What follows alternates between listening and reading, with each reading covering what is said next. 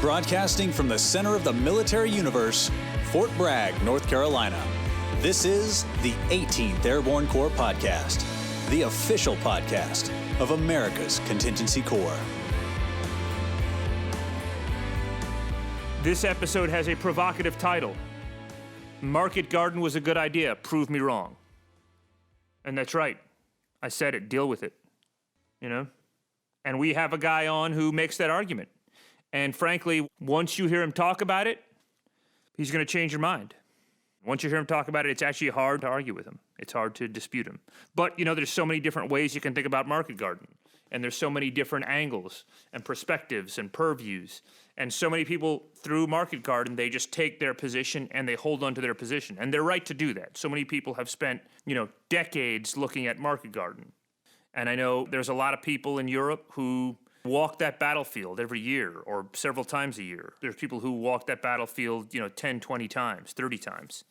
So I'm not disparaging or diminishing anybody's perspective on Market Garden, but here's one way of looking at it. I know whenever an American talks about Market Garden, whenever an American historian talks about Market Garden, there's often a reaction and, some British people feel a certain way about it and feel like Montgomery is under attack, under assault, and that Gavin was responsible for the failure, or Eisenhower, and we're going to talk about all those things throughout this series, okay? So here's just one view on Market Garden. We have 9 episodes on this.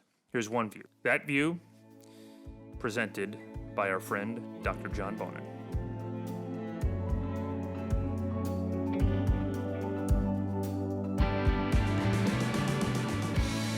Obviously, grand, ambitious, bold. What was the plan?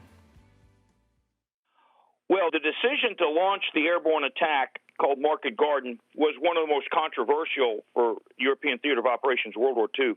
Some of my remarks are primarily taken from an article by Decision to Launch the Operation Market Garden by Charles MacDonald in a Center of Military History book that I'm very familiar with. So, was the decision to launch this attack right or wrong? That's one of the questions historians ask. Mm-hmm. It was the decision of Eisenhower, the theater commander, to commit what was in effect his theater reserve, his strategic reserve. And that was the newly formed 1st Allied Airborne Army, which had a peak of 5 airborne divisions. But due to lift constraints, the max they could able to commit was 3. And the 3 that were picked were the 82nd Airborne, the 101st Airborne, both U.S., and the essentially untried 1st British Airborne. So Eisenhower, as the Supreme Commander, is looking to accelerate the attack across France. It had stalled after the invasion in Normandy, and then they had broken out of the hedgerows in July and had just rolled across France and into Belgium through July and August, but now it's stalled again. But the reason it stalls this time in late August, early September is primarily logistical. They've outrun their logistics. Mm-hmm. And so Eisenhower has a couple of choices, and both involve Montgomery. He needs Antwerp. Montgomery's forces have seized the city itself, but not the estuary that leads it to the ocean, which is you have to have both. You have to have the ports in the city, the piers in the city, plus the access to the ocean. He needs Antwerp to keep bringing in more supplies more quickly. Exactly, because now he's got more units ashore, and they need logistics. Specifically, Patton's Third Army, which is in kind of the center of the country, and it's the furthest away from the ports. And so that is a big problem for keeping Patton rolling as he wants to. And just contextually, is this in some way a problem of having so much success in Normandy? Correct. And the breakout, the Falaise Gap, where they crushed German counterattack force at Mortain. But now they're rolling fast, and here's again the problem. Logisticians do anticipatory stockpiles of stuff. They anticipated they needed more artillery than fuel. So once the breakout starts, we've got plenty of artillery, but not enough fuel. And what do you need when you're doing a pursuit across France? You need fuel, not artillery rounds. So the problem now is that they either have to clear the port of Antwerp and the estuary of the Scheldt leading to the ocean, or Montgomery proposes, give me the narrow thrust, which he had been proposing all along, and let's make it to where we get across the lower Rhine at a place called Nijmegen. And this alternative appeals to Eisenhower, and there's a couple of other things going on. You also had back in America, you had Hap Arnold, who is the commanding general of the Army Air Forces, and a member of the Joint Chiefs of Staff. And you had also George Marshall saying, we've got these 5 airborne divisions. We got all this airlift. We've got air superiority. Let's use it. Okay, the 5 airborne divisions now are 101st, 82nd, British 1st, 11th? British 6th, which was still recovering from Normandy. Mm-hmm. And you have the brand new U.S. 17th, which is already cleared for combat but has not ever been used. So it's a green division. But so is the 1st British, has never been used either. So that's a green division as well. So the tested airborne divisions are 82nd, 101st, British 6th. And the British 6th has not been fully reconstituted for a variety of reasons. Okay.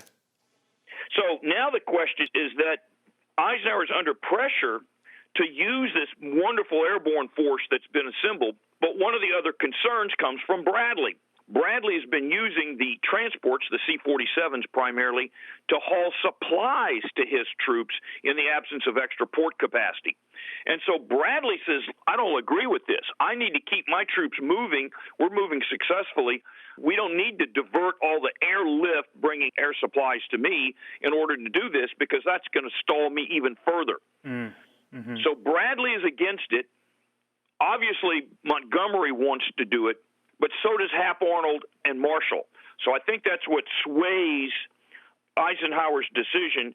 And at one point, it's referred to as these airborne divisions are coins burning in the pocket of the Allies. And how are you going to spend them? Mm-hmm. Now, there were other alternatives that you could have used the airborne troops. And interestingly enough, one was a drop on Berlin itself. Now, I think that probably would have been premature in September of 44, but it was planned. Another one was to help clear the shelled estuary to help get Antwerp open, but that was nixed because many of the landing zones could have been easily flooded by the Germans, and that wouldn't have been a good idea. And the other 4 airborne drops were all in Bradley's 12th Army Group area of operations, and Bradley said, I don't want to do them. I want the airlift, the C-47s, hauling me supplies.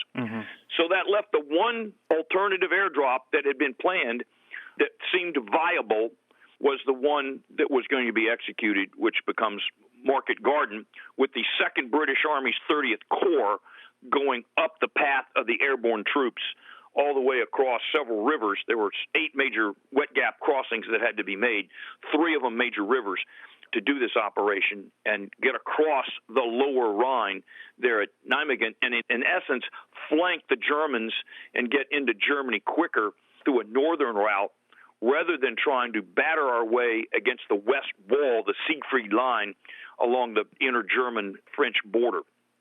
So where do you ultimately weigh on this decision, or how do you render a decision here? Was the decision to launch Market Garden a good idea or bad idea? Obviously, it's easy to say it was a terrible idea because the operation failed, but what do you think? It's one of those things that when you're in a pursuit like this, you have the ample opportunity to take greater risk for greater reward. It's just like in anything, sports or gambling.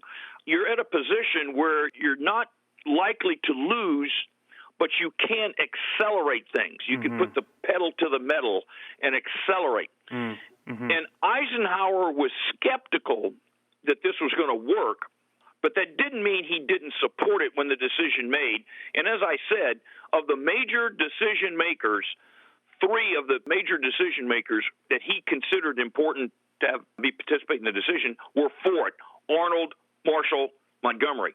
The only key subordinate that wasn't for it, and that was for some obviously situational reasons, is Bradley. And so Eisenhower basically says, okay, Monty, I'll give you this attempt, realizing that he wasn't going to lose the war with this decision. This was not going to lose the war. But if it does work, it could accelerate the end of the war. So that's where Eisenhower, in his memoirs, I referred to his memoirs, he still says, I think it was worth the risk. It was worth the gamble because the downside was, yes, he lost some airborne troopers, mostly from the 1st British Airborne. 2/3 of that unit were captured or killed or wounded, and the Polish Airborne Brigade. Mm-hmm. So he considered it worth the risk because obviously he's in the business of war, major combat, and losses are going to occur no matter what you do, no matter what decision you make. Soldiers are going to die, losses are going to occur. But he thought the upside of this option was it could have ended the war much faster, which would have saved overall casualties. Okay, so ultimately, it sounds like, Dr. Bonin, you understand it, you don't stand in judgment, you understand the decision to launch Operation Market Garden, and given everything that was known, that was understood, and that was at stake, you feel like it's justified in rendering that decision. Yes, the decision to do it, I think. Now, let's talk about execution for a moment. In execution, there were some flaws. Not so much on the part of the 82nd or the 101st, but there were some concerns about the 1st British Airborne Corps as overall ground commander. That was with General Browning. He'd never been in combat. This is almost incredible. The Britain had been at war 5 years, and you've got a 3-star Corps commander that never been in combat up to this point. And the alternative would have been given the command to 18th Corps under Ridgway, which some observers in retrospect said that would have been a better option, put a more experienced combat commander with an experienced staff. Now, the 18th Corps staff wasn't experienced as an 18th Corps, but the staff was experienced because many of them had worked for Ridgway in the 82nd. He fleeted them up to form 18th Corps. So that's a consideration in execution. Next consideration in execution is the almost inexplicable slowness of the drive by 30th Corps under Horrocks, part of British Second Army, under Monty's command. Now, the Airborne Corps, whichever one it was, had no control over that. Right. So there's a couple of major errors in execution that seem to be at fault. Yeah. One that's not always talked about is that the British Airborne Division, the 1st Para under Urquhart, is landed, I think, too far from their objective at the bridges at Arnhem. They're dropped about 10 miles away from the bridges. And that is purely a decision that is made by Brereton, who is the commander of the 1st Allied Airborne Army, who is a U.S. Army Air Force officer, and he makes it because of the airlift commanders had said that there was too much flak over Arnhem, and they didn't want to drop too close to the bridge.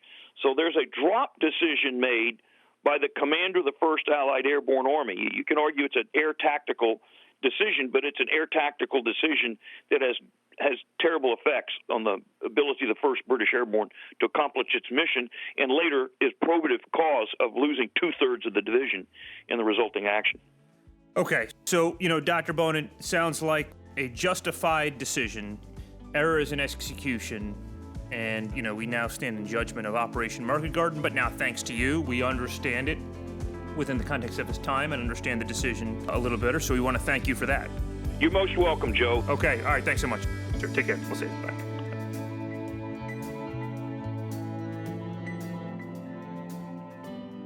Okay, that was Dr. John Bonin, Tough talk on Market Garden. Deal with it. Deal with it. He gave you a lot to think about. And if people are upset, then take it up with Bonin. He's in Carlisle, Pennsylvania. But no, we're going to have other people on the show, other views, other perspectives, and there's so much. The story's so rich. It's so big that even in these 9 episodes, you're just unwinding this thing. You're just unpacking this thing. So we're going to get to as much of it as we can, but you're not going to have this thing entirely covered in these 9 episodes. There's a reason that movie is so long, A Bridge Too Far. So I'm just kidding about that part. But all right, well, look, this is continuing our coverage of Operation Market Garden. New episodes every day. Listen tomorrow. We'll have another one tomorrow. Thanks so much. I'm Joe Buccino. This is the 18th Airborne Corps Podcast.